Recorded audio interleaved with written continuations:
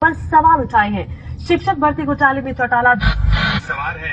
असदुद्दीन ओवैसी हैदराबाद सांसद all India MIM के अध्यक्ष और यहाँ इस वक्त मौजूद एक प्रचारकर्ता के तौर पर अपनी पार्टी के लिए किशनगंज में एक पहला प्रयोग जो वो कर रहे हैं, एक सेक्युलर वोटों के नए दावेदार के तौर पर अब जब आप सामने हैं तो विभाजन तो होता है सेक्युलर वोटों का, और ऐसे में भारतीय जनता पार्टी को लाभ अगर होता है तो ये आरोप क्या है? देखिए, पूरे बिहार में 243 असेंबली की सीटें हम 6 लड़ रहे हैं, तो ठीक है 6 पे मत खड़ा करिए, 237 पर लड़ लीजिए ना, कौन रोक रहा है आपको?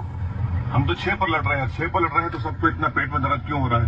और हमने अभी कहा है, आपने सुना भी है, कई मरतबा हमने कहा कि जहां पर हमारा कैंडिडेट नहीं है वो हराइए मोदी को, बीजेपी को। आपके भाषणों में मोदी पर हमला है, लेकिन नीतीश और लालू को आप उस तरह से हमला करते हुए नहीं दिखते हैं, क्योंकि अगर दोष मुसलमानों के वोटों को खरीद लेने का है तो वो तो लालू और नीतीश पे बन रहा है। हम तो इसीलिए कह रहे हैं ना कि सीमांचल की पसमानदगी के लिए, सीमांचल का पिछड़ापन के लिए तो सब पार्टी जिम्मेदार है। कांग्रेस जिम्मेदार है, लालू जिम्मेदार है, कांग्रेस जिम्मेदार है और बीजेपी भी जिम्मेदार है, क्योंकि उन्होंने नीतीश ने हुकूमत की, इसीलिए तो इस इलाके को छोड़ दिया गया ना। देखिए, नालंदा बिहार में या बिहार में नालंदा, हमको बता दीजिए। तो नालंदा में इतना सब चीजें वहां पर मिल सकती हैं, तो यहाँ क्यों नहीं मिल सकती? क्यों नहीं मिल जा सकता? क्यों इस सरजमीन से इतनी नफरत क्यों है? फिर जिस ओवैसी साहब को लोगों ने भारतीय जनता पार्टी के खिलाफ सबसे ज्यादा बोलते हुए सुना है, अगर वो सफल होते हैं तो हर बार भारतीय जनता पार्टी ही सफल हो जाती है। एक आयरनी है जिसको आप कंडेम करते हैं। आप गलत कह रहे हैं। मोदी की ताकत कांग्रेस है, हम नहीं है। हम तो ये बता रहे हैं कि आप इसको अगर हराना है तो ऐसा नहीं हरा सकते आप इनको। अभी ये बिहार तो कुछ नहीं, असल 2019 में होगा, जब ही जाकर हम बीजेपी को हरा सकेंगे। नीतीश के साथ जा सकते हैं। देखिए, हम आपसे कह रहे हैं कि अभी हमने ऐलान किया है, बिहार के अवाम से रिक्वेस्ट की है कि जहां हमारे कैंडिडेट नहीं है वहां पर आप हराइए मोदी को, किसी सेक्युलर पार्टी को कैंडिडेट को कामयाब करिए। यह खुद एक मैसेज है उनके लिए। बिहार की अवाम क्या वर्डिक्ट देती है मुझे तो नहीं मालूम। मैं तो वेट कर रहा हूं कि ये आपका चैनल 24 चाणक्य का सर्वे डाले, या पहले मुझे खामोशी से बता दीजिए तो शायद हम अपनी पॉलिसी को भी बदल ले, क्योंकि आपका जो चाणक्य है उसका तो अब तक परफेक्ट रिजल्ट आया 2014 में। बोल दीजिए ना, सबको उतर गया। क्या बोलिए? बस पब्लिक को बोल दिया खाली, बस कहाँ पे पतंग इस बार अगर उड़ता है यहाँ, क्योंकि ओवैसी का चुनाव चिन्ह है, तो वो आखिरकार किसको लाभान्वित करता है? हम ओवैसी साहब को यही छोड़ेंगे। ओवैसी साहब की यात्रा आगे बढ़ती है और कहीं न कहीं ये साबित करने की कोशिश की एक ऑल इंडिया स्ट्रगल, और उस ऑल इंडिया स्ट्रगल में ओवैसी अपनी पोजीशनिंग करते हुए यहाँ के बाद पड़ाव उत्तर प्रदेश, यही कहना ओवैसी का। नमस्कार, मैं हूँ गायत्री गुप्ता और आपका स्वागत करती हूँ हमारे विशेष प्रोग्राम पब्लिक फेस में। इस प्रोग्राम में आज हम बात करेंगे अपने तीखे बयानों को लेकर सुर्खियों में रहने वाले नेता असदुद्दीन ओवैसी के बारे में, जो बिहार में पहली बार अपनी सियासत चमकाने की कोशिश कर रहे हैं। तो चलिए सबसे पहले आपको बताते हैं असदुद्दीन ओवैसी की शुरुआती जिंदगी के बारे में।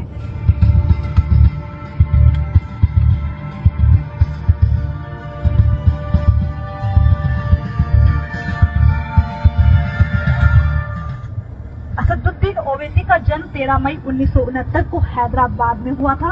उनकी आरंभिक शिक्षा 1973 से 1983 तक हैदराबाद पब्लिक स्कूल से हुई। 1984 से 1986 तक वे सेंट मैरी जूनियर कॉलेज में पढ़े। 1986 और 1979 के दौरान उन्होंने निजाम कॉलेज से BA किया।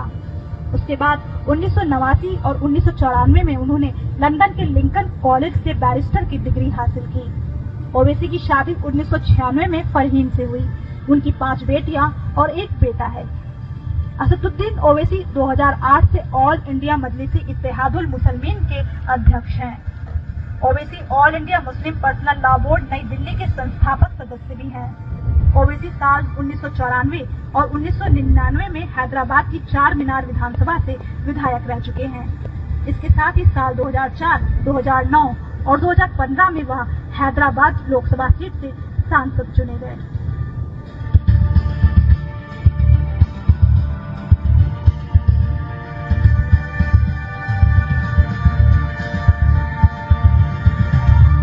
संसद रत्न अवार्ड से नवाजे गए असदुद्दीन ओवैसी का सियासी सफर कई बार। बिहार के चुनाव में आज के बाद 2 दौर का चुनाव अभी बाकी है।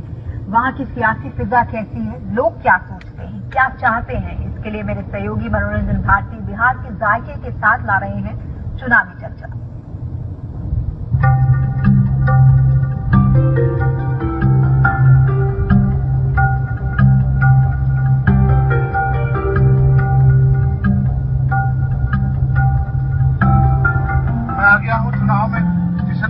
यहाँ पे इस चाय की दुकान पे कुछ लोगों से बात करेंगे, उनकी राय जानने की कोशिश करेंगे। चाय पे चर्चा में यहाँ पे क्या मुद्दे हैं सर? जब भी देखा गया है यहाँ विकास के मुद्दे पर चुनाव कभी नहीं हुआ है। यहाँ धर्म, जाति और इन सारे मुद्दों पर चुनाव हुआ है। विकास का मुद्दा कभी भी नहीं रहा है। लेकिन यहाँ पर विकास के नाम पर राजनेताओं ने हमेशा ठगने का काम किया है। बहुत इलाका है ये, ओवैसी भी मैदान में है इस बार। आपको क्या लगता है कि ओवैसी क्या वोट कटवे के रूप में रहेंगे या कुछ नहीं, ओवैसी वोट कटवे के रूप में नहीं रहेंगे। ओवैसी की एक अपनी मजबूत दावेदारी है किशनगंज में, और वो किशनगंज से 6 उन्होंने सीमांचल में 6 सीट किया है, जिसमें से वो 5 में वो कामयाब होंगे। उनकी दावेदारी है और मजबूत दावेदारी है।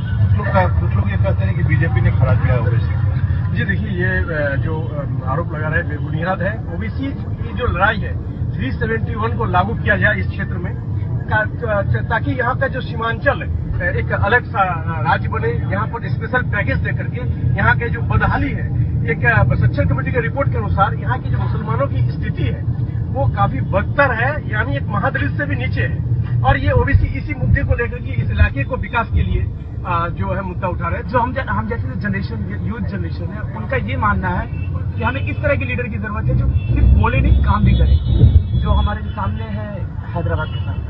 अब तो मुझे बताइए कि क्या मुद्दों पर, किस मुद्दों पर वोट होने वाला है? यहाँ ज्यादातर विकास को लेकर।